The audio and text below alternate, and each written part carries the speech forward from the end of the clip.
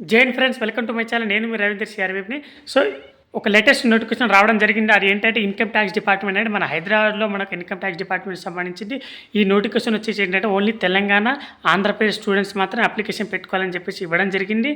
అది only sports certificate అండి. ఎవరికైతే స్పోర్ట్స్ డిపార్ట్మెంట్లో ఆల్రెడీ స్పోర్ట్స్ సర్టిఫికేట్ ఉంది, నేషనల్ కానీ ఇంటర్నేషనల్ సంబంధించిన సర్టిఫికేట్ ఉంటే ఎనీ స్పోర్ట్స్ సంబంధించింది అంటే kabaddi, cricket, kho kho, volleyball, hockey, tennis, shuttle ఇలాంటి సంబంధించి ఎన్ని స్పోర్ట్స్ సంబంధించి మనకు నేషనల్ ఇంటర్నేషనల్ సర్టిఫికేట్ ఉండాలండి.